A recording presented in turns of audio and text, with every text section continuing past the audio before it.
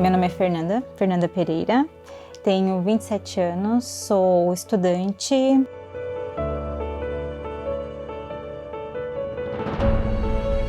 Trabalho como recepcionista e o meu diagnóstico foi de linfoma de Hodgkins, o subtipo esclerose nodular, que é o mais comum do Hodgkins mesmo, né?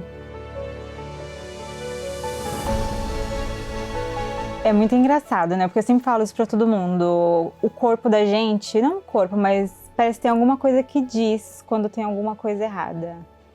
Na última semana de maio, entre a última semana de maio e a 1ª de junho de 2021, eu tava voltando pra casa. Tava voltando de táxi pra casa, porque tava ainda meio que saindo da pandemia e tudo mais. Então, no meu trabalho, quem precisava trabalhar ia de táxi. E aí, tava cansada, sabe quando você tá com o pescoço doendo? E aí, fui fazer uma massagem e senti um caroço. Um carocinho aqui que não existia, bem na clavícula, entre a clavícula e o pescoço. E na hora que eu senti esse carocinho, sabe quando vem um frio na espinha?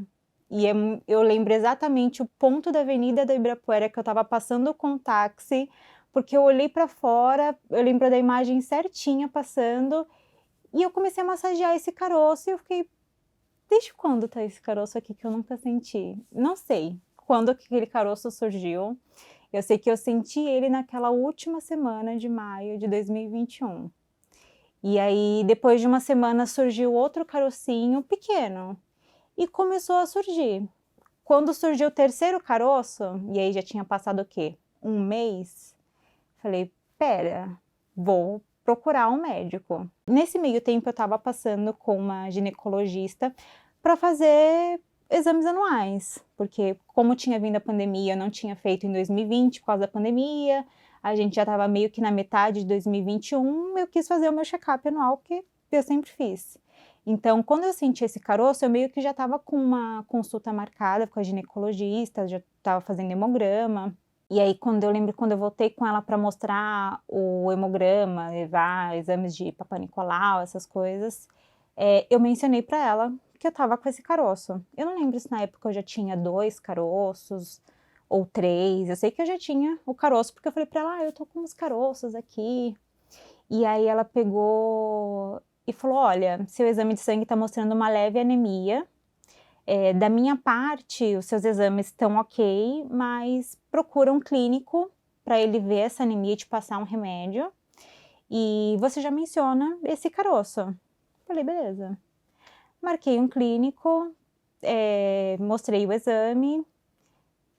Ela passou um ferro para anemia e falou, olha, vamos fazer mais alguns exames de sangue, provavelmente não deve ser nada, vamos, né, ficar olhando aí.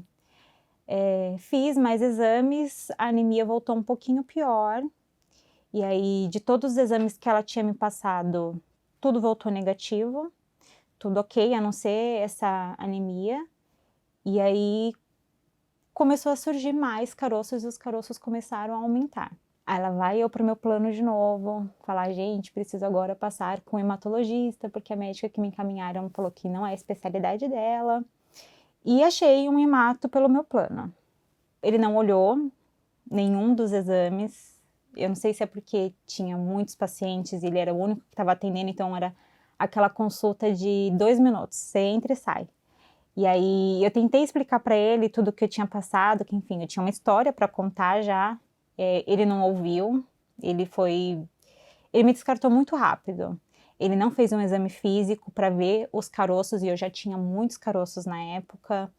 Ele só ele tinha um bloco de notas, é muito engraçado. E ele só riscava quais exames ele queria. Então ele não escrevia, ele só fazia um X. Sabe quando você tem uma caixinha de texto e você marca um X? Ele ia fazendo isso, ele não olhou nenhum exame que eu levei para ele, não deixou eu contar a história toda e só pediu para eu ir fazer aqueles exames e pediu uma punção, uma biópsia por punção, que é quando eu só coloco a agulha e faz a punção de um material, um líquido. Fiz esse exame morrendo de medo de ser alguma coisa ruim. E aí tem aquela espera toda, quando você volta com o exame, espera o resultado da biópsia. Quando eu voltei para buscar, que eu levei pra ele não era maligno. Aí fiquei super aliviada, né? Falei, putz, que bom. Aí ele me passou mais antibiótico e mais um remédio de ferro. Era pra tomar 2 remédios de ferro, porque aí a minha anemia já tava muito mal. Minha anemia naquela época já tava, sei lá, 9, talvez um pouco menos, 8. Então eu já tava com muita anemia e os remédios não passavam. Ele passou 2 remédios de anemia. Falou, toma. Aí eu falei pra ele, tá, mas e se não melhorar? Porque até então já tinha tomado vários antibióticos, já tinha tomado muitos remédios e nada tinha melhorado. Se não melhorar, o que eu faço? Ele, se em 30 dias não melhorar, não passar, você volta comigo. Eu falei pra ele, porque eu já tô com isso há 3, 4 meses e não melhorou. Ele, não, 30 dias, se não melhorar, aí você volta. Bem assim, de tipo, depois você volta. E aí, ao mesmo tempo que eu fiquei muito aliviada, de tipo, nossa, que bom, não é maligno, alguma coisa ficou na minha cabeça de tipo, ele não me passou confiança, eu não confiei nele. Ele não olhou na minha cara, ele não pegou em mim, ele não fez exame físico, então eu fiquei com aquela coisa de tipo, vou passar com um segundo médico. Liguei no meu plano, não tinha. Ele era o único hemato que atendia de clínica. Aí lá vai eu pagar uma consulta particular de novo. Eu fui passar com esse médico no feriado. Foi a melhor consulta que eu já tive em toda a minha vida. E foi o melhor dinheiro que eu já gastei em toda a minha vida. Eu acho que eu fiquei com ele em consulta 1 hora e meia. Ele viu todos os meus exames. Desde os exames da ginecologista até os últimos da biópsia, ele leu todos. Ele tinha um caderninho, ele foi anotando as coisas importantes. Quando eu terminei de contar uma história toda, que nisso eu já tinha, sei lá, 4 meses de investigação, então eu tinha muito exame. Ele falou, tá, deixa eu fazer o exame físico agora. Deitei na maca, ele pegou em todos os caroços do pescoço. Nessa época eu já tinha caroços enormes.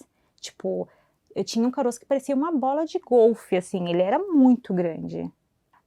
E aí ele fez um exame no meu abdômen, apalpou tudo, ele falou, alguém já te passou um ultrassom do seu abdômen? Eu falei, não. Ele, você não tem raio-x, não tem nada? Eu falei, não, ninguém nunca pediu. E aí, ok. Quando eu sentei, ele falou, olha, eu vou te falar minha teoria, e aí eu vou te falar como que a gente vai prosseguir a partir dela. Ele falou, eu acho que você tem um linfoma, e pela todas as características, é um linfoma de Hodgkins. Porque nessa época eu já tinha sudorese, eu suava muito à noite, os caroços enormes, eu não comia, porque nessa época eu tinha até parado de fazer a dieta, porque eu já estava tão fraca da anemia que para mim não tinha mais sentido de, tipo, estar em dieta, eu precisava ficar o mais forte possível. E aí o cansaço, a anemia, o cabelo caindo, ele falou, eu tenho quase certeza que é um linfoma de Hodgkins. Esse exame que ele te passou, essa biópsia, não é para linfoma. Então eu vou te passar a biópsia certa, que é uma biópsia por cirurgia. Você vai para o centro cirúrgico, eles vão tirar um nódulo, mandar para a biópsia certinha. E aí a gente vai ter o resultado. Vou fazer uma carta para o seu plano de saúde, dizendo que isso é extremamente urgente. E quando você tiver isso, você volta comigo, passou o telefone dele, ó, esse é meu celular, a gente vai entrar em contato. Porque na hora que ele falou linfoma, nisso eu já sabia o que era o linfoma, porque eu já tinha jogado no Google. Caroço, mais isso e aquilo. Então, da minha cabeça, eu já tinha isso lá no fundo. Só que quando o primeiro médico pediu a biópsia e ela voltou negativa, eu fiquei tipo, aliviada. Então tá, não é isso, é outra coisa. Eu só queria descobrir o que era essa outra coisa. Mas quando ele falou que era linfoma, aí é aquela cena de filme onde tudo para por 3 segundos, que parecem horas, e você tem um choque de realidade.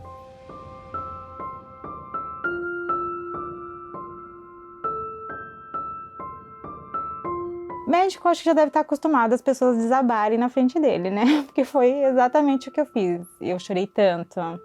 E eu chorava e eu tremia. E ele foi uma pessoa incrível. Ele é extremamente humano. Ele pegou nas minhas 2 mãos, assim, com as mãos dele. Ele falou, calma, a gente tá junto nessa, eu vou te ajudar, eu não vou te abandonar, fica tranquila, não sei o quê. E eu sozinha no consultório lá, chorando.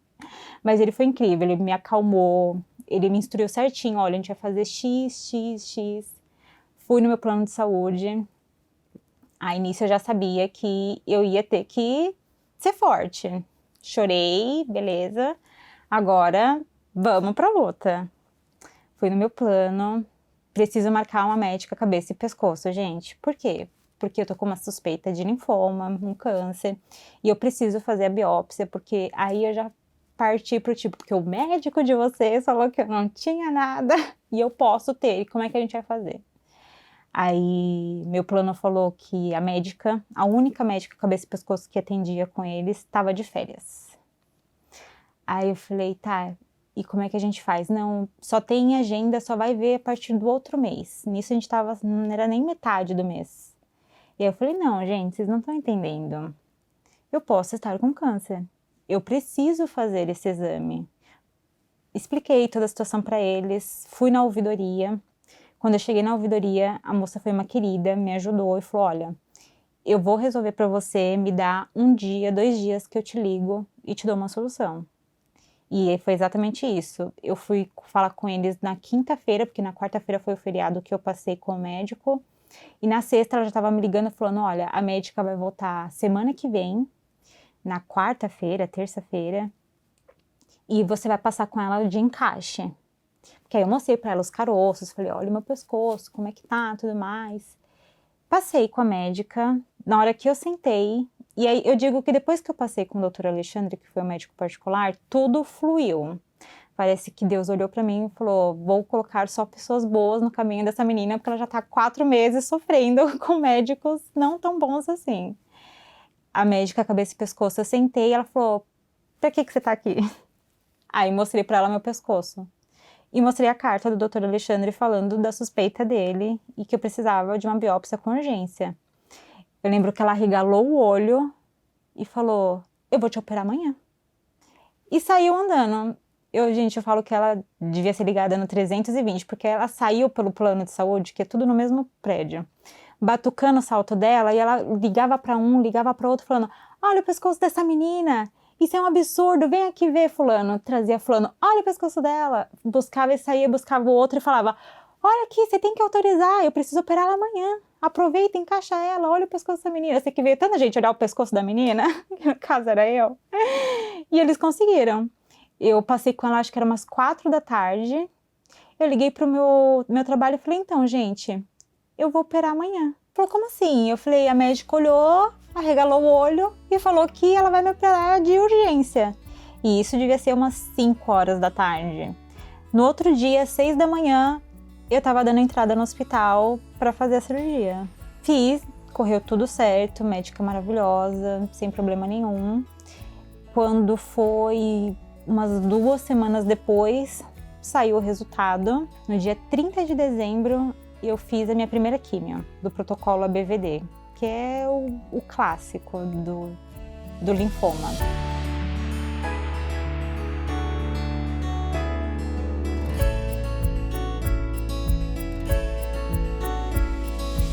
Fiz 2 sessões, 2 ciclos completos e repeti o PET. Ele voltou, o que para mim era maravilhoso, e eu vi uma mudança incrível. Acho que eu não mencionei, mas no meu estadiamento no primeiro PET foi de estágio 4. Eu já tinha muitos linfonodos internos, muitos, uma leve infiltração óssea, então já estava bem avançadinho. Eu fiquei muito feliz com o primeiro PET, eu vi uma mudança enorme. Eu comemorei com os meus amigos em casa, falei, tá dando super certo, gente, olha isso, olha a mudança de um PET pro outro. Até eu voltar na consulta com a equipe.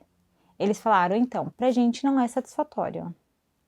Pelo seu estadiamento tinha que ser mais. Você já fez 2 ciclos, a gente acha que com 6 não vai ser suficiente. Vamos mudar o seu protocolo. E aí eu lembro que nisso eles falaram, eles já mencionaram a imunoterapia. Não abordaram muito, só falaram, ó, a gente vai fazer o BEACOP, existem muitas opções aí no mercado, existem a imunoterapia e tudo mais, mas agora a gente vai partir para o BEACOP. Entre o BEACOP E a consulta eu fiz mais um ciclo de imunoterapia, então eu fiz de ABVD. Então fiz 3 ciclos totais antes de começar o BEACOP. Eu sempre suportei muito bem as químios. Com a BVD mesmo, nunca tive nada de muito ruim.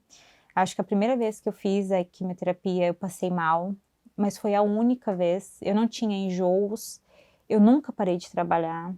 Eu fazia as químios na quinta-feira, na sexta-feira eu não ia trabalhar, sábado e domingo eu ficava em casa, na segunda-feira eu estava trabalhando. Eu não passava mal, graças a Deus. Na verdade, eu melhorei muito depois que eu comecei a fazer as químios. Eu voltei a conseguir me alimentar, porque o meu baço estava muito grande, cheio de linfonodos, então, conforme eles foram diminuindo, eu conseguia voltar a me alimentar, eu ganhei força.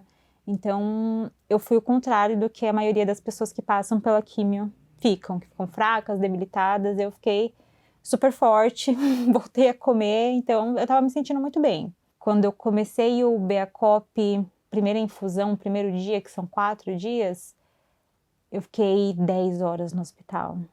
Aí sim foi um choque. Porque na BVD eu ficava 4, era rápido, ia de manhã, na hora do almoço eu já estava saindo, indo embora. No BEACOP, quando eu vi todo mundo entrando e saindo do salão de quimioterapia e só eu ficando lá, aí foi quando eu falei, nossa, é sério isso aqui, né? Isso é de verdade. Eu não sei se a maioria das pessoas é assim também, mas eu escolhi ignorar um pouco a doença e focar no tratamento. Então eu não pensava muito do tipo, eu tenho câncer, eu tenho isso. Eu pensava que eu tenho que fazer meu tratamento e eu vou ficar bem. Então eu acho que a ficha nunca tinha caído bem em mim até eu fazer o BEACOP. Foi bem difícil. Eu fiquei 7 dias na UTI oncológica, tratando com os remédios super pesados. Fiz uma biópsia na gengiva, porque nenhum médico tinha visto uma neutropenia tão grande a ponto de necrosar a gengiva. Voltou negativo, não era... Eles pensaram que podia ser alguma outra malignidade, alguma outra coisa, não era. Era realmente uma neutropenia. Aí foi ladeira abaixo, porque tava na UTI, que eu nunca tinha estado. E assim, UTI é um negócio péssimo, né? Porque a cada 1 hora eles vêm ver como é que você tá, e aí tira pressão, e faz um monte de exame, então assim, você não dorme. É horrível. E aí meu cabelo começou a cair. Já sabia que cair com BEACOP, mas assim, saber e acontecer são coisas completamente diferentes. Meu cabelo começou a cair enquanto eu tava na UTI, a minha gengiva caiu, ela necrosou, e aí depois de uns 2 dias ela caiu. A dentista ia me ver todo dia, e aí ela falou, olha, eu vou precisar retirar a sua gengiva morta. E aí ela ia passando o dedo para tirar, e eu com o espelho olhando. E a gengiva saía, ela simplesmente desprendia. Aí eu entrei em colapso, assim. Eu não tinha acompanhamento psicológico naquela época, então eu fiquei muito mal na UTI. E ainda estava numa época meio de Covid, que eles tinham um cuidado muito grande, principalmente com os pacientes oncológicos, então você não podia ficar recebendo pessoas. E aí fui encaminhada para psicóloga enquanto eu estava na UTI, porque eu fiquei bem mal. Eu chorava o tempo inteiro, que eu falei, perdi meu cabelo, eu perdi minha gengiva, eu ainda estava muito magra, ainda não tinha recuperado meu peso. Eu tenho 1,73, na época eu devia estar pesando 58 quilos. Eu tava muito magra. Eu não me reconhecia mais no espelho. Quando eu saí da UTI, eu saí no fundo do poço, esmagada, assim. Hoje em dia eu consigo falar bem do assunto, porque eu já falei com várias pessoas, eu falo com várias pessoas para ajudar, então agora eu já me tornei forte para isso. Mas eu saí muito fragilizada.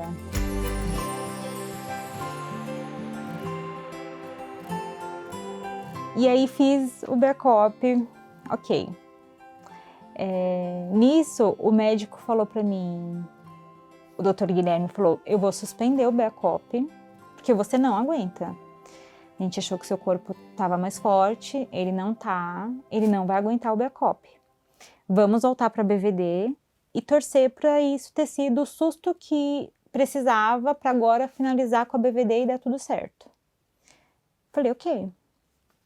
Eu acho que depois de umas 2, 3 semanas eu voltei para o BVD, fiz uma infusão. Quando eu fiz essa primeira infusão, nisso, meus caroços já tinham diminuído muito, muito. Eu comecei a sentir caroços novos. E aí já entrei em choque. Falei, gente, mandei mensagem de novo. Estou sentindo que tá nascendo outros caroços e os caroços que eu tenho estão aumentando de novo. Passei com a equipe numa consulta e eles realmente falaram, tem alguma coisa acontecendo. Vai fazer mais um PET scan. Fiz o PET scan, nisso eu continuei fazendo o ABVD. Quando saiu o resultado, tinha voltado a crescer o câncer, mesmo fazendo as químios. Então, o ABVD não funcionava mais e o BACOP foi um susto que não assustou ninguém. Aí meu médico me sentou e falou, vou te encaminhar para imunoterapia. Mais precisamente o pembrolizumab. Não tem pelo SUS. Ele falou, quer dizer, até tem. Se você entrar com uma liminar na justiça, aí sim o SUS vai ser obrigado a fornecer. Só que pelo plano de saúde que você tem, eles são obrigados a cobrir como terceira linha de tratamento. E aí ele me explicou o que era, né? Porque até então a gente não sabe. Falou, o BVD foi só a primeira linha de tratamento, o BACOP a segunda, não surtiu efeito. Então essa seria a terceira. Por lei, eles são obrigados a fornecer. Me explicou certinho, passo a passo, o que eu ia ter que fazer, me deu a carta de encaminhamento, e aí lá vai eu pro plano de saúde de novo. Nessa parte não foi difícil, graças a Deus. Eu levei, passei com a hemato de novo do plano, expliquei tudo para ela enviou também o parecer dela pro plano de saúde, e em menos de um mês eu estava fazendo o pembrolizumab, que foi ótimo. Também, zero efeito colateral, nada, nem os típicos, uma dor de cabeça, um enjoozinho, nada. E aí, da primeira sessão, já foi assim, um sucesso. Caroços, acho que a partir da segunda, terceira sessão de pembro, ele receitou 24. Eu já não sentia caroço nenhum. Ganhei peso, consegui me alimentar de novo super bem. Com 7 sessões, repeti o PET de novo. Praticamente 98% zerado. Tinha um ponto de captação debaixo da minha axila e era só. O resto, limpo. Nisso eu já sabia que eu ia fazer transplante, ele já falou para mim que quando ele ia fazer essas 24 sessões, e aí eu ia fazer o transplante autólogo, que era para fechar tudo certinho. E aí, quando eu fiz essa 7, levei para eles, que eu tô no SUS, tô no plano com os dois. Levei para ele ver, ele falou, eu já vou te encaminhar pro transplante. Você não precisa fazer as 24. Eu fui pro transplante com bastante medo, mas ao mesmo tempo pensando, vai dar certo, deu até agora, não vai falhar. Então eu fui super positiva. Nessa época eu já estava postando bastante nas redes sociais e falando com as pessoas, explicando um pouco da minha história, falando sobre o linfoma. Então, essa época do meu transplante, que foi de janeiro para cá, foi uma época bem conectada, mostrando para todo mundo que quisesse ver o que estava passando comigo. O que foi muito bom, me ajudou muito também, compartilhar minha experiência, saber experiências de outras pessoas. Mas cada um tem uma experiência com transplante, eu acho que isso é bom frisar. Eu fui com muito medo pela experiência dos outros. Não é uma experiência fácil, mas o transplante é muito monitorada. Então, você está com uma equipe 24 horas do seu lado, remédios na veia 24 horas, então se você sentiu dor, toma remédio. Inclusive, eu gosto muito de bancar forte, né? E aí, a única dica que eu deixo para o transplante para todo mundo que me pede é: sentiu dor? Fala. Pede remédio, não deixa a dor piorar, porque a dor do transplante, elas são complicadas. Eu lembro que eu tive uma neutropenia gastrointestinal. E ela me explicou depois que o transplante, as químios vão matando todas as células, então que por dentro devia estar tudo em carne viva, porque é forte, então estava matando tudo. então eu tive essa neutropenia de gastrite.